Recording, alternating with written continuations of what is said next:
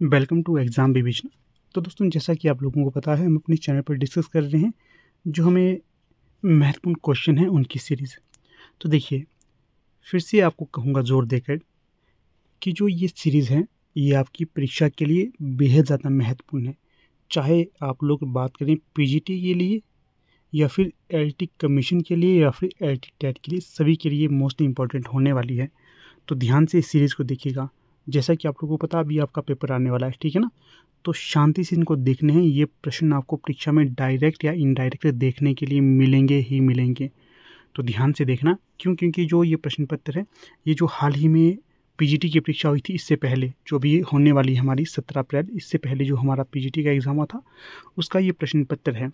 तो यहाँ से आपको प्रश्न देखने के लिए मिलेंगे। यहाँ पर 100 क्वेश्चन नहीं थे, 85 क्वेश्चन थे। उस समय 85 क्वेश्चन का टेस्ट हुआ था और 15 का डॉक्यूमेंटेशन इत्यादि था, ठीक है? तो 85 क्वेश्चन आज हम यहाँ पर डिस्कस करेंगे। साथ में जो अन्य महत्वपूर्ण तथ्य मुझे लगते हैं वो आपको बताऊँगा, परंतु ज़्यादा लंबा ये वीडियो नहीं खींचूँगा, ज़्यादा तथ्य नहीं बताऊँगा। जो महत्वपूर्ण होंगे वो सारी चीज़ें आपको यहाँ पर मैं स्पष्ट कर दूँगा। इसी के साथ देखिए, और एक चीज़ आपको बताना चाह रहा हूँ, मैं आपको बहुत ज़ोर देकर कह रहा हूँ, प्रैक्टिस सेट लगाइए। आप लोग शायद इतना महत्वपूर्ण इस चीज़ को इतना महत्व नहीं दे रहे हैं, पता नहीं क्यों नहीं दे रहे हैं। प्रैक्टिस सेट लगाइए दोस्तों और रिवीजन करिए। इस अंतिम समय में आपके पास और कुछ नहीं है, ये 2 चीज़ें ही हैं। अब आप क्या-क्या चीज़ें नहीं पढ़ोगे, कुछ नहीं पढ़ पाओगे ना, इसलिए जो आपने लिखा है उसको बार-बार नोट करते रहिए। जो मैंने आपको बुक बताई थी, अगर नहीं देखी तो आपको लिंक मिल जाएगा डिस्क्रिप्शन बॉक्स में उसका, कि कौन-कौन सी आपने चीज़ें देखनी है। वो चीज़ें देखिए, जो बुक्स मैंने आपको रेकमेंड की है उसको पढ़िए और प्रैक्टिस सेट अधिक से अधिक लगाइए, रिवीजन अधिक से अधिक करिए। हाँ, एक और चीज़, जो प्रीवियस ईयर के क्वेश्चन है P/Q, ये भी आप देखते रहिए।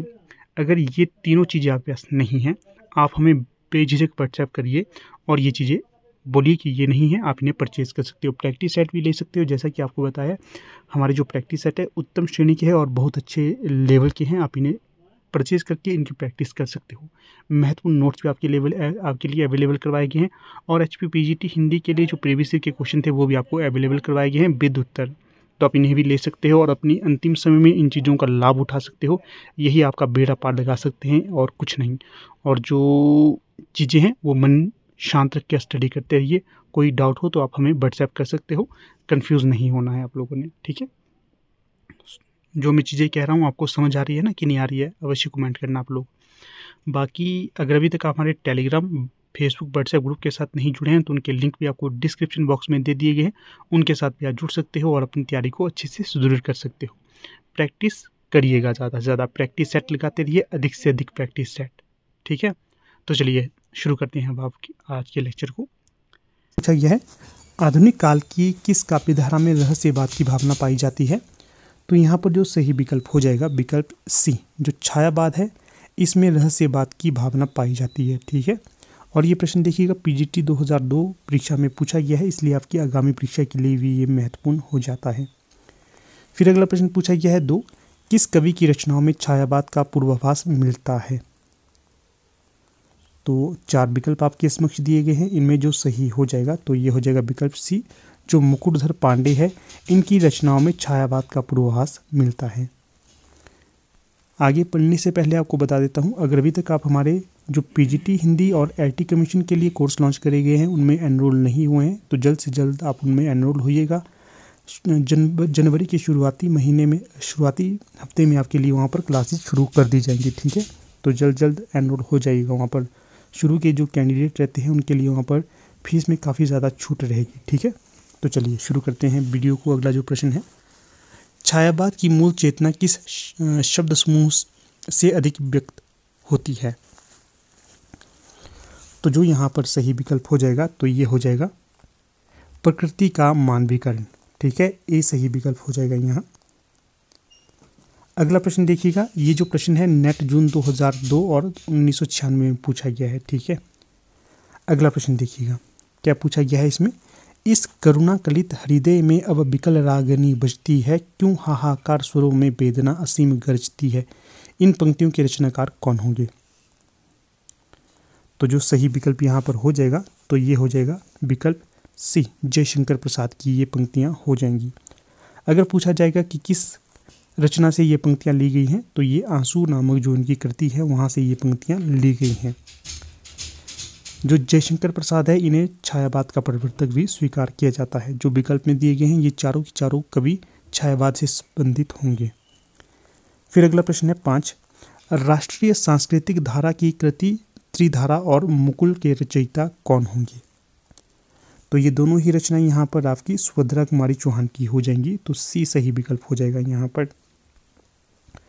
फिर देखिए अगला जो प्रश्न पूछा गया है, क्या दिया गया है इसमें, एक भारतीय आत्मा किस कवि का उपनाम है? ये प्रश्न पीजीटी परीक्षा 2002 और टीजीटी परीक्षा 2001 में पूछा गया है।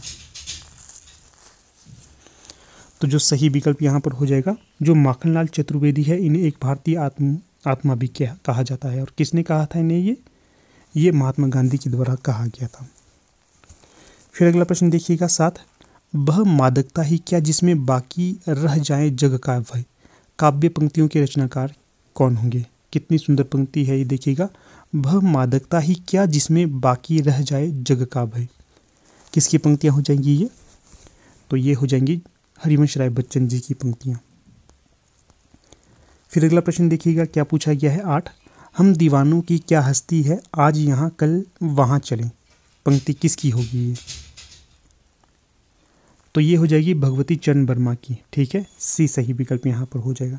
बाकी देखिए जो ये पीडीएफ है ये जाएगी हमारी जो पेड मेंबर है हमारे टेलीग्राम चैनल पे उनके लिए। अगर अभी तक आप हमारे टेलीग्राम के साथ नहीं जुड़े हैं उसकी मेंबरशिप अवश्य लीजिएगा। हर एक व्याख्यान का पीडीएफ वहाँ पर दिया जाता है और अभी महत्वपूर्ण जो पीडीएफ रहती है वो भी वहाँ पर सेंड की जाती हैं।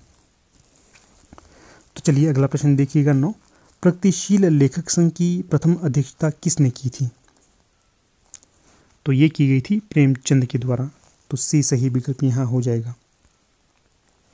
फिर अगला प्रश्न देखिएगा 10, प्रगतिवाद के जन्म में किसका योगदान है? तो जो यहाँ पर योगदान रहेगा छायावादी रोमानियता एवं पलायनवादी प्रवृत्ति, प्रगतिशील लेखक संघ की स्थापना और मार्क्सवादी प्रभाव, इन सभी का प्रभाव रहा है प्रगतिवाद के जन्म में। फिर यहाँ पर अगला प्रश्न दिया गया है, निम्न पंक्तियों के रचनाकारों को सुमेलित करिए। तो देखिएगा पंक्ति है, आज नदी बिल्कुल उदास थी सोई थी अपने पानी में उसके दर्पण पर। किसकी पंक्ति हो जाएगी ये? तो ये हो जाएगी केदारनाथ अग्रवाल की पंक्ति। इसके पश्चात अगली पंक्ति है, गुण खाए शहतीरों पर 12 खड़ी विधाता बांचे। किसकी पंक्ति हो जाएगी? नागार्जुन की। अगला प्रश्न है, आज मैं अकेला हूँ अकेला रहा नहीं जाता, जीवन मिला है यह रतन मिला है यह। किसकी पंक्ति हो जाएगी ये? त्रिलोचन शास्त्री की। अंतिम पंक्ति रहेगी यहाँ पर, चढ़ी पेड़ महुआ थपथपा मचाया गिरी धम से फिर चढ़ी आज ऊपर। किसकी पंक्ति हो जाएगी ये? केदारनाथ अग्रवाल की। तो इस प्रकार से यहाँ पर जो ये मिलान है सुमेलित हो जाता है। इस प्रकार से देखिएगा 1 का 2 कहाँ है? बी और सी में है। फिर आगे देखिए घुन खाए शहतीरों को 2 का 4। इस प्रकार से जो विकल्प सी है ये सही हो जाएगा। फिर अगला प्रश्न देखिएगा यहाँ पर दिया गया है, निम्न रचनाओं को उनके रचयिताओं के साथ मिलाइए। तो यहाँ पर देखिएगा रचना है युग की गंगा, किसकी रचना हो जाएगी ये? तो ये हो जाएगी केदारनाथ अग्रवाल की। इसके पश्चात है मिट्टी की बारात, ये किसकी रचना हो जाएगी? त्रिलोचन शास्त्री की रचना हो जाएगी मिट्टी की बारात। सतरंगे पंखों वाली, ये किसकी रचना हो जाएगी? नागार्जुन की। फिर है परशुराम की प्रतीक्षा, ये किसकी रचना हो जाएगी? दिनकर की। रामधारी सिंह दिनकर की रचना हो जाएगी। ठीक है, आगे मिलान नहीं दिया गया है कौन सा किस तरह से सही होगा। तो ये देखिएगा जो पहला है ये केदारनाथ अग्रवाल की हो जाएगी, तो यहाँ पर जो विकल्प बी है ये ही सही हो जाएगा यहाँ पर। ठीक है, पहली पंक्ति केदारनाथ अग्रवाल की, दूसरी त्रिलोचन शास्त्री की, और जो तीसरी पंक्ति है ये किसकी थी? नागार्जुन की, और अंतिम दिनकर की है। इस प्रकार से जो विकल्प बी है ये सही हो जाएगा। अगला प्रश्न देखिएगा, नेट दिसंबर 2011 की परीक्षा में पूछा गया है। क्या है प्रश्न? प्रयोगवाद को बैठे ठाले का धंधा किसके द्वारा कहा गया था? तो ये कहा गया था नंद दुलारे वाजपेयी के द्वारा। विकल्प ए यहाँ सही हो जाएगा। अगला प्रश्न देखिए 14, प्रयोगवाद के प्रवर्तक के अनुसार प्रयोगवादी कवि का मुख्य लक्ष्य क्या था? तो जो सही विकल्प हो जाएगा नई राहों का अन्वेषण। बाकी देखिए दोस्तों, इस वीडियो के लाइक का टारगेट भी हम 50 ही रखते हैं। जितना जल्दी आप इसके लाइक के टारगेट को कंप्लीट करते हैं वैसे ही आपको इसका नेक्स्ट वीडियो भी मिल जाएगा। अगला प्रश्न है 15, क्या पूछा गया है? रहस्य पुरुष का बिंब मुक्तिबोध की किस कविता में है? प्रश्न पूछा गया है पीजीटी 2000 परीक्षा में। तो 15 का सही विकल्प हो जाएगा अंधेरे में कविता में। अगला जो प्रश्न पूछा गया है शमशेर 16 प्रश्न होगा, अंधेरे में कविता में अस्मिता की खोज की बात किसने की है? तो ये की गई है नामवर सिंह के द्वारा। बी सही विकल्प हो जाएगा। अगला जो प्रश्न पूछा गया है शमशेर मूड्स के कवि हैं, किसी विजन के नहीं, उक्त पंक्ति किसकी हो जाएगी?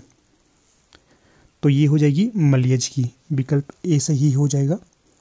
इसके पश्चात अगला प्रश्न है 18, इसमें क्या पूछा गया है? मोचीराम तथा पटकथा के लेखक हैं, तो बताइएगा इन दोनों रचनाओं के रचनाकार कौन होंगे? तो ये हो जाएंगे धूमिल। तो बी सही विकल्प यहाँ हो जाएगा। अगला प्रश्न पूछा गया है ब्रजभाषा गद्य की पुस्तक श्रृंगार रस मंडन के रचनाकार कौन होंगे? तो ये नेट की परीक्षा में पूछा गया प्रश्न है। तो इसके रचनाकार हो जाएंगे विट्ठलनाथ। तो बी सही विकल्प हो जाएगा।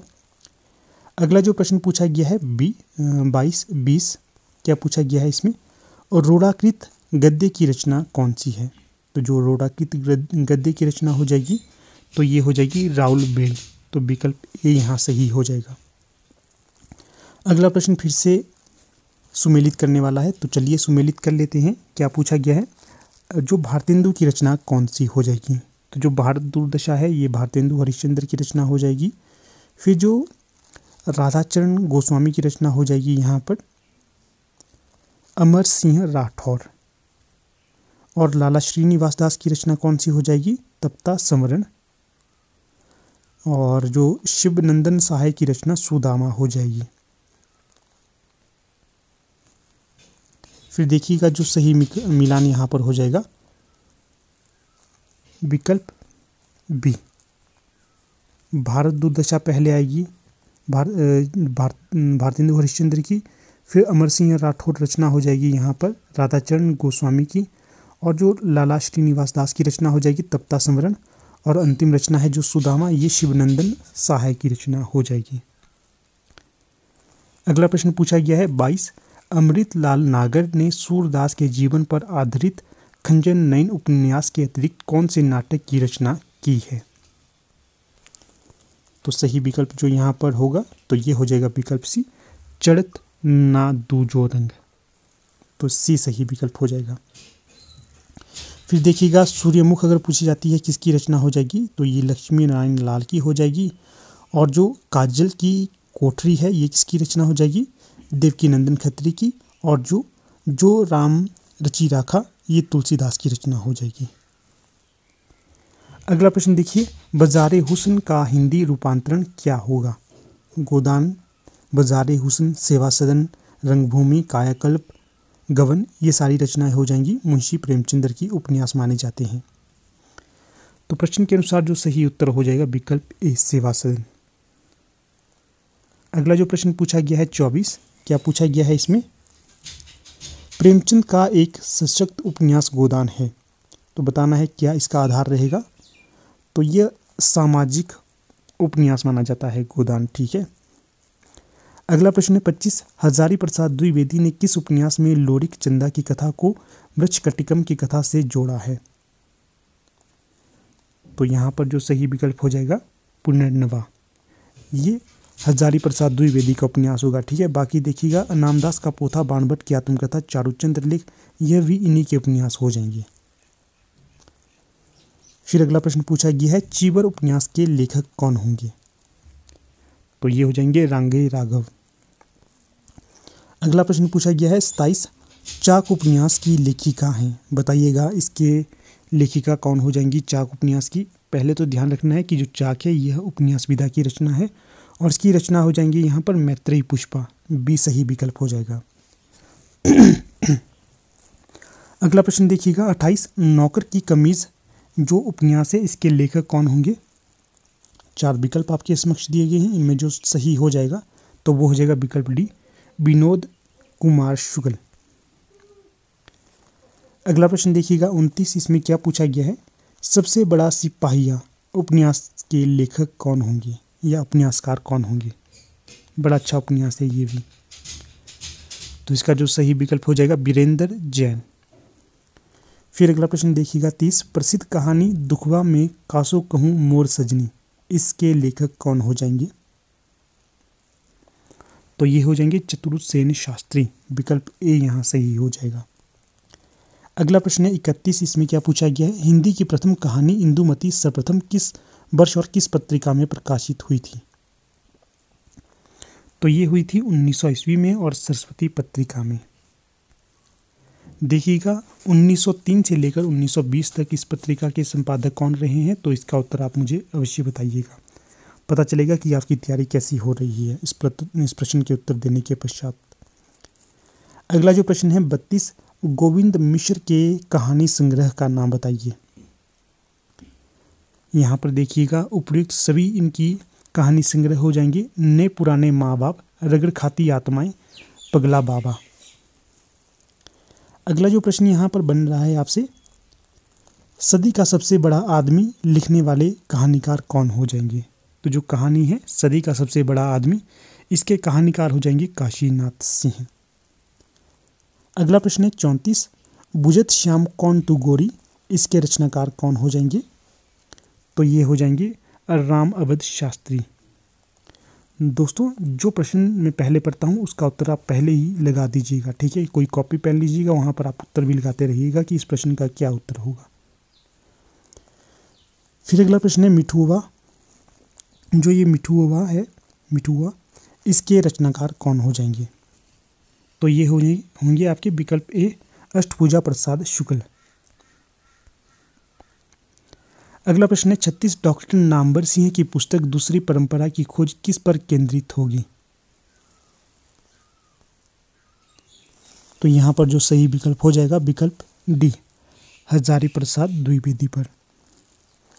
अगला प्रश्न पूछा गया है 37, किस आलोचक की आलोचना को ध्वंसात्मक आलोचना कहा जाता है? तो ये कहा जाता है रामविलास शर्मा की आलोचना को, विकल्प बी सही हो जाएगा। फिर देखिएगा अगला प्रश्न यहाँ पर आपसे बन रहा है 38, कलम का सिपाही कब प्रकाशित हुआ था? जो ये रचना है कब प्रकाशित हुई थी? तो यहाँ पर जो सही विकल्प हो जाएगा 1962 में। अगला प्रश्न है 39, 84 वैष्णवन की वार्ता और 252 वैष्णवन की वार्ता मूल रूप में है, बताना है इनका मूल रूप क्या होगा? तो ये एक प्रकार से जीवनी हो जाएगी। यहाँ पर जो 84 वैष्णव थे उनकी जीवनी दी गई है और दूसरे जो रचना है 252 वैष्णवन, इनकी जीवनी दी गई है, ठीक है? अगला प्रश्न देखिएगा पूछा गया है आपसे 40, रामविलास शर्मा की आत्मकथा अपनी धरती अपने लोग कितने खंडों में ये विभक्त है? तो जो सही विकल्प हो जाएगा यहाँ पर, तो ये हो जाएगा आपका 3 खंडों में। अगला प्रश्न है 41, इसमें क्या पूछा गया है? मेरा जीवन प्रवाह किसकी आत्मकथा होगी? तो ये हो जाएगी वियोगी हरि की, तो सी सही विकल्प हो जाएगा यहाँ। अगला प्रश्न देखिएगा, माटी की मूर्ति किस विधा की रचना होगी? तो जो सही विकल्प यहाँ पर हो जाएगा रेखा चित्र, ये रेखा चित्र हो जाएंगे। किसके रेखा चित्र हो जाएंगे? रामवृक्ष बेनीपुरी के। अगला प्रश्न देखिए 43, मैंने स्मृति के दीप जलाए किसकी रचना होगी ये? तो ये हो जाएगी रामनाथ सुमन की रचना, काफ़ी ज़्यादा महत्वपूर्ण ये रचना भी हो जाएगी। अगला प्रश्न है 44, दलित साहित्य की पहली आत्मकथा किसने लिखी? तो ये लिखी थी मोहनदास नैमिषराय के द्वारा, और किस नाम से लिखी थी? अपने अपने पिंजरे। और कब लिखी थी? 1995 के आसपास, इसका भी ध्यान रखना है आपने। अगला प्रश्न देखिएगा, दलित साहित्य का सौंदर्य शास्त्र नामक पुस्तक किसने लिखी है? तो इसके रचनाकार थे आपके ओम प्रकाश वाल्मीकि, काफ़ी ज़्यादा महत्वपूर्ण रचना होगी। इनकी एक आत्मकथा है, उसका नाम आप बताइएगा क्या है ओम प्रकाश वाल्मीकि की आत्मकथा का नाम। अगला प्रश्न देखिएगा 46, उठाईगीर आत्मकथा नामक किसने लिखी है? उठाईगीर। तो ये आत्मकथा हो जाएगी आपकी यहाँ पर लक्ष्मण गायकवाड़ की, विकल्प ए सही हो जाएगा। अगला प्रश्न है पूर्वाग्रह जो पत्रिका थी इसके संपादक कौन होंगे? तो ये हो जाएंगे अशोक वाजपेयी, विकल्प बी सही हो जाएगा। फिर अगला प्रश्न है 48, इसमें क्या पूछा गया है? आलोचना, क्या है? आलोचना के संपादक कौन थे? तो जो 48 का सही विकल्प हो जाएगा परमानंद श्रीवास्तव। फिर अगला प्रश्न है 49, धूमिल को किस काव्य कृति पर साहित्य अकादमी पुरस्कार मिला था? तो ये हो जाएगा कल सुनना मुझे, तो विकल्प ए सही हो जाएगा यहाँ। अगला प्रश्न है 50, वर्ष 2012 का साहित्य अकादमी पुरस्कार किसे मिला था? तो ये मिला था आपके चंद्रकांत देवताले को। और कौन सी इनकी रचना थी? पत्थर फेंक रहा हूं। ठीक है। अगला प्रश्न देखिएगा यहाँ पर 51, इसमें क्या पूछा गया है आपसे? विधवा बिलपे नित धेनु कटे को लागत हाय गुहार नहीं, पंक्ति किसकी होगी? तो ये पंक्ति हो जाएगी प्रताप नारायण मिश्र की, ये भारतेंदु युगीन कवि माने जाते हैं। अगला प्रश्न देखिएगा 52, एकांतवासी योगी किस कृति का अनुवाद होगा? तो जो ये कृति है हरमिट, इसका ये अनुवाद हो जाएगा। अगला जो प्रश्न है 53, भारत भारती में किस भावना की रूपरेखा है?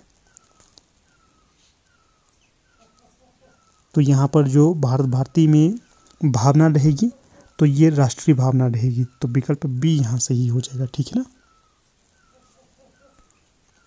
अगला प्रश्न पूछा गया है 54, धरती हिलाकर नींद भगा दे वज्रनाद से व्योम जगा दे, पंक्तियों के रचनाकार कौन होंगे? तो यहाँ पर जो सही विकल्प हो जाएगा 54 का, तो ये हो जाएगा गुप्त जी की पंक्ति हो जाएगी। ठीक है, सी सही विकल्प हो जाएगा। अगला प्रश्न है 55, इसमें क्या पूछा गया है? मैथिली शरण गुप्त की प्रथम कविता हेमंत किस पत्रिका में प्रकाशित हुई थी? तो सही विकल्प यहाँ पर 55 का हो जाएगा, सरस्वती में ये प्रकाशित हुई थी। अगला प्रश्न देखिएगा 56, साकेत का काव्य रूप क्या होगा? तो जो 56 का सही विकल्प हो जाएगा यह महाकाव्यात्मक रचना हो जाएगी। ठीक है, और किसकी रचना है ये? मैथिली शरण गुप्त की। अगला प्रश्न है 57, मिश्रबंधु विनोद का चतुर्थ भाग कब प्रकाशित हुआ था? तो सही विकल्प यहाँ पर 57 का हो जाएगा 1934। अगला प्रश्न है 58, स्केच ऑफ हिंदी लिटरेचर के लेखक कौन होंगे? तो जो 58 का सही विकल्प हो जाएगा विकल्प ए, पादरी एडिसन ग्रीव्स, ये इनकी रचना हो जाएगी। ठीक है। अगला प्रश्न देखिएगा, यहाँ पर भी ग्रंथ को ग्रंथकार के साथ सुमेलित करना है, तो चलिए करते हैं। जो हिंदी साहित्य विश्व शताब्दी है इसके रचनाकार कौन हो जाएंगे? नंद दुलारे वाजपेयी। अगला है हिंदी साहित्य एक आधुनिक परिदृश्य, ये किसकी रचना हो जाएगी? ये रचना हो जाएगी अज्ञे की। फिर है आदिकालीन हिंदी साहित्य की पृष्ठभूमि, तो ये किसकी रचना हो जाएगी? राममूर्ति त्रिपाठी की। फिर अंत में है यहाँ पर हिंदी साहित्य युग और परिदृश्य, तो ये रचना किसकी हो जाएगी? तो ये हो जाएगी शिव कुमार शर्मा की।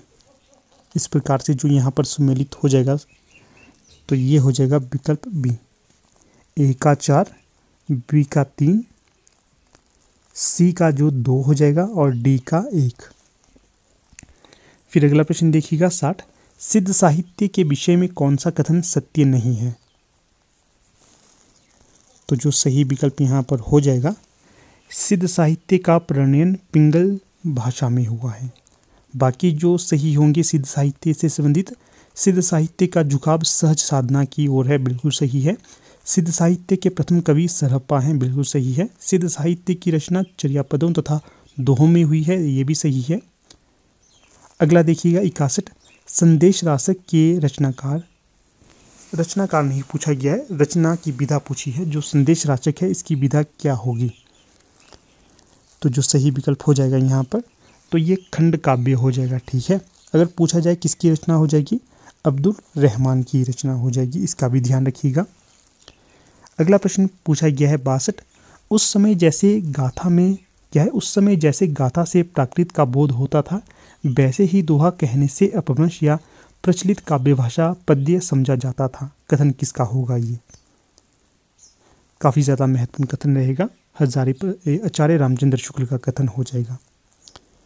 फिर अगला प्रश्न है 63, नाथपंथ या नाथ संप्रदाय के सिद्धमत, सिद्धमार्ग, योग मार्ग, योग संप्रदाय, अवधूत मत एवं अवधूत संप्रदाय नाम भी प्रसिद्ध है। ये कथन किसका होगा?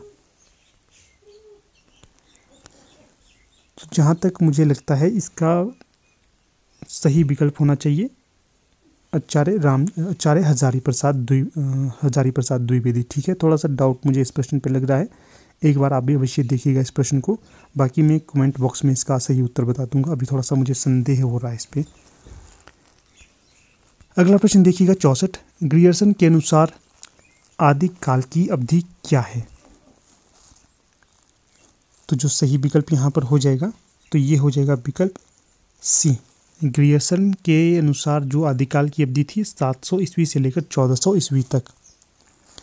अगला प्रश्न दिया गया है 65, बिसलदेव रासो का 12 मासा जिसमें बृहद वर्णन मिलता है किस मास से आरंभ होता है? इंपॉर्टेंट प्रश्न है ये भी। तो सही विकल्प यहाँ पर हो जाएगा कार्तिक मास से। फिर है विद्यापति की रहस्यवादी सर्वप्रथम किसने घोषित किया विद्यापति को कि ये रहस्यवादी थे? तो ये घोषित किया गया था ग्रियर्सन के द्वारा ही। अगला प्रश्न है 67, प्रच्छन्न बौद्ध के नाम से किस दार्शनिक को जाना जाता है? तो ये जाना जाता है शंकराचार्य जी को, ये सही विकल्प हो जाएगा। अगला प्रश्न है 68, ज्ञानबोध ज्ञानपरोक्षी के रचनाकार कौन होंगे? तो इन दोनों रचनाओं के रचनाकार हो जाएंगे मल्लुकदास, विकल्प ए सही हो जाएगा। अगला प्रश्न है 69, अलख दरीवा नाम से किसका सत्संग स्थल प्रसिद्ध है? तो ये दादू दयाल का ही हो जाएगा, ठीक है, डी सही विकल्प हो जाएगा। अगला प्रश्न है 70, रुक्मिणी पुनी वैसे ही मरी गई कुलवंती सत सो सती भई किस प्रेमाख्यान की पंक्ति हो जाएंगी ये? तो जो सही विकल्प हो जाएगा 70 का, तो ये हो जाएगी मृगावती, ठीक है। अगला प्रश्न देखिएगा यहाँ पर 71, जाकी बुद्धि होई अधिकाई आन कथा कहे बनाई, प्रस्तुत पंक्तियों के रचनाकार कौन होंगे?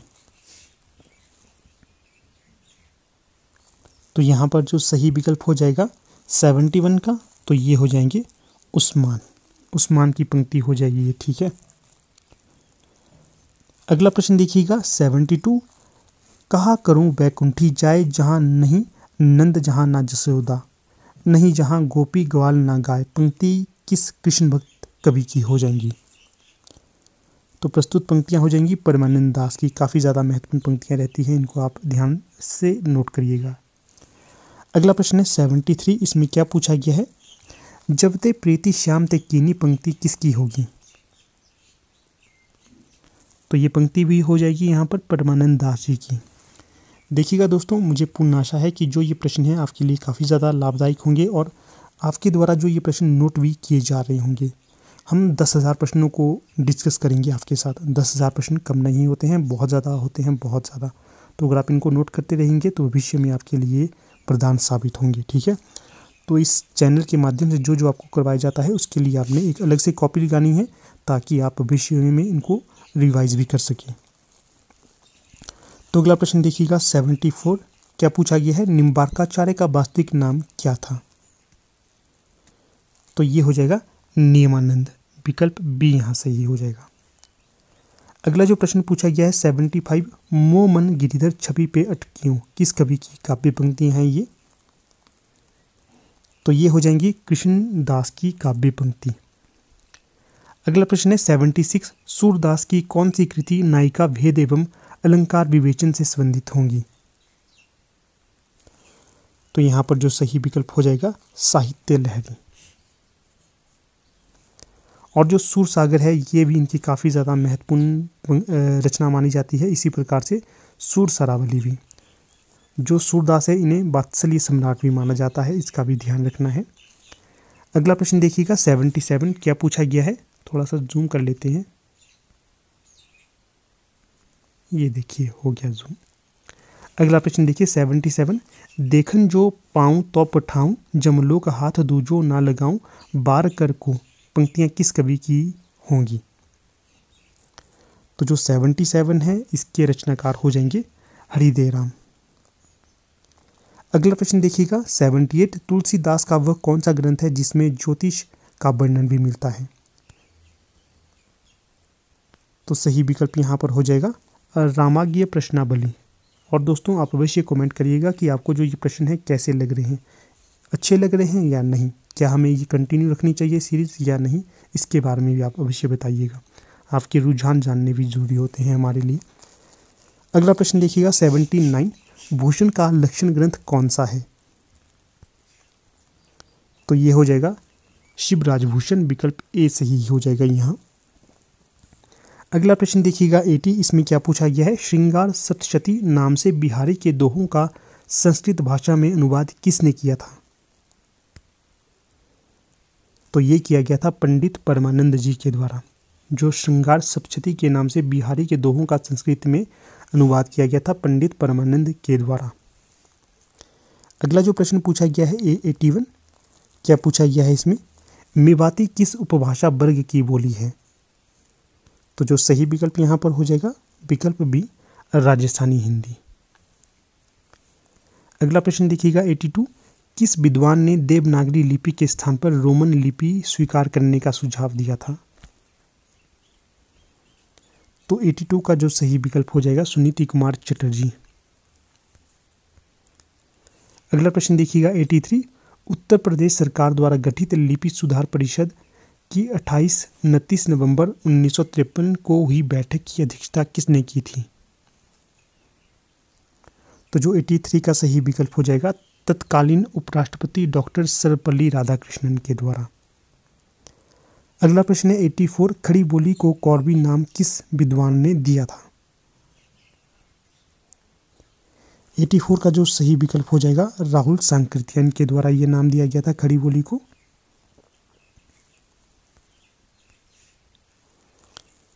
अगला प्रश्न देखिएगा 85, इसमें क्या पूछा गया है, बुंदेली किस अपभ्रंश से विकसित हुई है? तो ये हुई है शौरसेनी से। जो बुंदेली है ये शौरसेनी से विकसित हुई थी। अगला प्रश्न है 86, ल का उच्चारण स्थान क्या है? तो जो सही विकल्प होगा विकल्पों के अनुसार तो विकल्प बी दंत। अगला प्रश्न है त व्यंजन का मानक क्रम क्या है? तो देखिएगा पहले तो ये अघोष है, उसके पश्चात अल्पप्राण है, फिर दंत्य है, फिर स्पर्श व्यंजन है। तो इस प्रकार से विकल्प बी सही हो जाएगा यहाँ। अगला प्रश्न है योगरूढ़ शब्द कौन सा है? तो जो 88 का सही विकल्प हो जाएगा लंबोदर, सी सही विकल्प हो जाएगा। अगला प्रश्न है 89, चाय किस भाषा का शब्द है? तो ये चीनी भाषा का शब्द होगा, विकल्प ए सही हो जाएगा। फिर अगला प्रश्न है 90, निम्नलिखित में से कौन सा शब्द तत्सम रूप है? तो यहाँ पर जो सही विकल्प हो जाएगा विकल्प ए अंधकार, तो ये तत्सम रूप होगा, ठीक है। अगला प्रश्न है 91, कंधा का तत्सम शब्द कौन सा है? तो ये हो जाएगा स्कंद। इसके पश्चात अगला प्रश्न है 92, विज्ञान शब्द में प्रयुक्त उपसर्ग कौन सा होगा? तो ये हो जाएगा वी। अगला प्रश्न है 93, अपव्यय शब्द का विलोम क्या है? तो सही विकल्प यहाँ पर हो जाएगा मितव्यय। अगला प्रश्न है 94, अंतरंग का सही विलोम कौन सा होगा? बहिरंग। फिर आगे है सारंग का पर्यायवाची शब्द है, तो 95 का सही विकल्प हो जाएगा मोर। अगला प्रश्न है चंद्रोदय में प्रयुक्त संधि कौन सी होगी? तो यहाँ पर गुण संधि को प्रयोग में लाया गया है। अगला प्रश्न देखिएगा 97, सदानंद शब्द का विच्छेद क्या होगा? तो यहाँ पर होगा सतधन आनंद, विकल्प सी सही विकल्प हो जाएगा। अगला है 98, मुख दर्शन में कौन सा समास होगा? तो यहाँ पर तत्पुरुष समास हो जाएगा, विकल्प बी सही हो जाएगा। अगला प्रश्न देखिएगा 99, निम्न में से सरल वाक्य का चयन करें। तो जो सरल वाक्य हो जाएगा यहाँ पर, राहुल धीरे धीरे लिखता है। बाकी जो सरल वाक्य नहीं होंगे, उसने कहा कि कार्यालय बंद हो गया, यहाँ पर की लगा है। सुबह हुई और वह आ गया, ये भी नहीं होगा। जो बड़े हैं उन्हें सम्मान दो, तो ये भी नहीं होगा, विकल्प सी ही यहाँ सही हो जाएगा। अगला प्रश्न देखिएगा 100, उसने कहा कि मैं घर जाऊंगा। क्या है? उसने कहा कि मैं घर जाऊंगा। वाक्य का प्रकार बताइएगा, कैसा है ये वाक्य? तो यहाँ पर की लगा है, तो ये हो जाएगा आपका मिश्र वाक्य, सी सही विकल्प हो जाएगा यहाँ। अगला है 101, खेत रहना मुहावरे का शाब्दिक अर्थ क्या होगा? तो ये हो जाएगा वीर गति को प्राप्त हो जाना। खेत रहना, वीर गति को प्राप्त हो जाना। अगला देखिए संगत युग्म कौन सा है यहाँ पर? तो जो सही विकल्प यहाँ पर हो जाएगा 103, 102 का, तो ये हो जाएगा विकल्प बी, शब्दार्थों सहितो काव्यम। ये पंक्ति हो जाएगी भामह।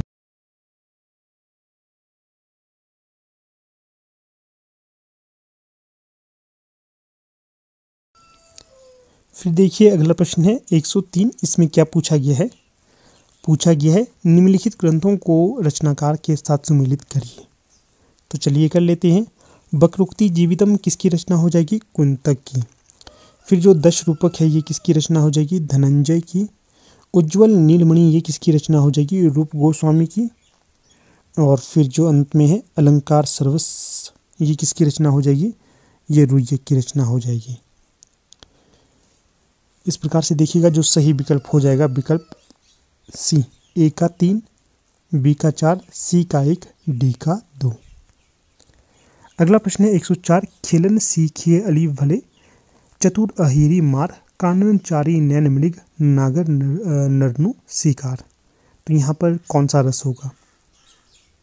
तो यहाँ पर श्रृंगार रस का प्रयोग किया गया है, विकल्प ए सही हो जाएगा। अगला प्रश्न देखिएगा 105, अबलो नसानी अबना नसेहू, राम कृपा भवनीसा सिरानी, जागे फिर न डसेहूँ। तो यहाँ पर कौन सा रस होगा? शांत रस यहाँ पर दिखने के लिए आ रहा है। तुलसी जी के द्वारा इस पंक्ति को लिया गया है। अगला प्रश्न है 106, निर्भय स्वागत करो मृत्यु का, मृत्यु एक विश्राम स्थल है। तो यहाँ पर जो सही विकल्प हो जाएगा वो बताना है आपने। 106 का क्या उत्तर हो जाएगा? तो ये भी विकल्प ए, शांत रस का ही यहाँ पर प्रयोग में लाया गया है। अगला प्रश्न है 107, रससूत्र की सर्वाधिक प्रमाणिक व्याख्या मानी जाती है, किसकी मानी जाती है? अभिनव गुप्त की, विकल्प सी सही हो जाएगा यहाँ पर। अगला है शांत रस का स्थायी भाव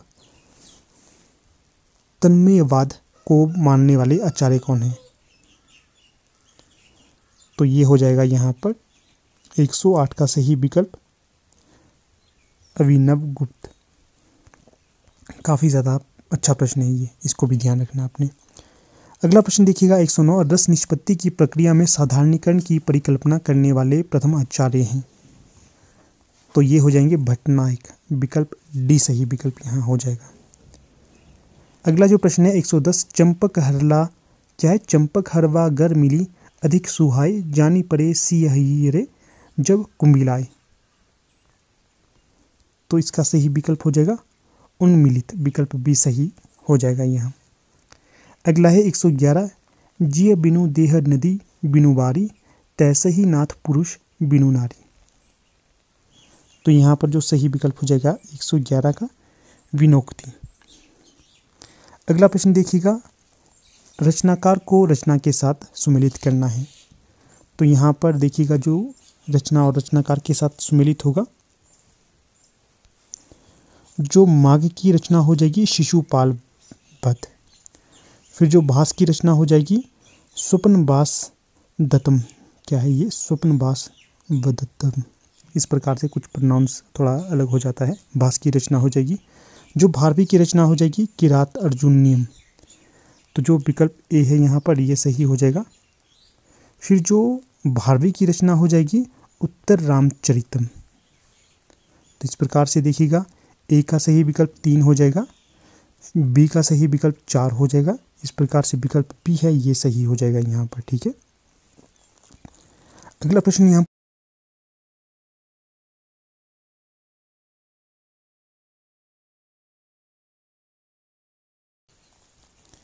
फिर देखिएगा, अगला प्रश्न यहाँ पर दिया गया है 113 किराता अर्जुन नियम के प्रत्येक सर्ग का अंतिम पद है। तो बताना है कौन सा होगा यहाँ पर सही विकल्प।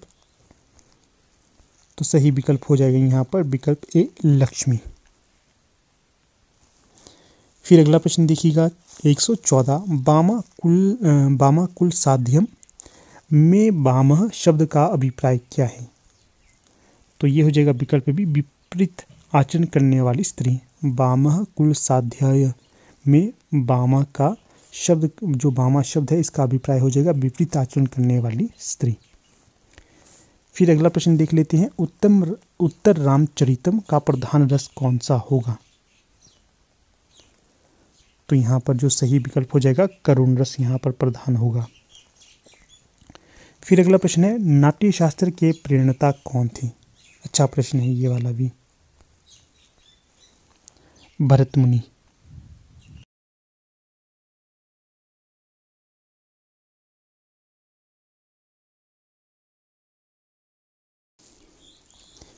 फिर देखिए यहाँ पर अगला प्रश्न दिया गया है कौन सा है 117 वित्रार्थ नामः भय हेतु। क्या है? वित्रार्थ नामः भय हेतु के योग में कौन सी विभक्ति है।